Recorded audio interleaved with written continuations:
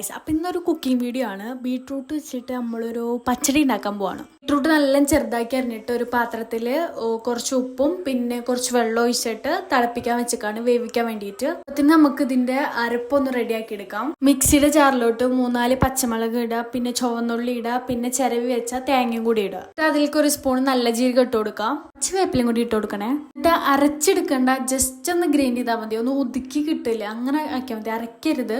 ഈ ഒരു പരുവത്തിലാക്കി എടുക്കാം. നമ്മൾ വേവിക്കാൻ വെച്ച ബീട്രൂട്ട് വെന്തിട്ടുണ്ട്. ഈ ഒരു അരപ്പെടുത്തിട്ട് ഇതിലോട്ട് ചേർത്ത് കൊടുക്കാം. എന്നിട്ട് നന്നായി ഇളക്കി യോജിപ്പിക്കുക. ഈ ഒരു ടൈമിലാണ് നമ്മൾ തൈര് ഒഴിച്ചു കൊടുക്കേണ്ടത്. എന്നിട്ട് തൈര് നന്നായി ഇളക്കി യോജിപ്പിക്കുക.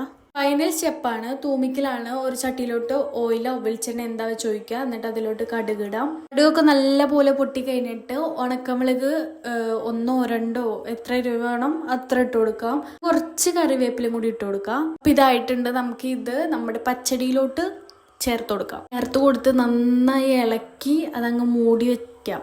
നമ്മുടെ ബീട്രൂട്ട് പച്ചടി റെഡി ആയിട്ടുണ്ട്. ഇത് ഞാൻ യൂട്യൂബിൽ ഉമ്മയും കൊച്ചുമോളും എന്നുള്ള ഒരു ചാനലിൽ നിന്ന് കണ്ടിട്ട് ഉണ്ടാക്കി നോക്കിയതാണ്. അതിൽ കുറേ വെറൈറ്റി ഐറ്റംസ് ഉണ്ട്.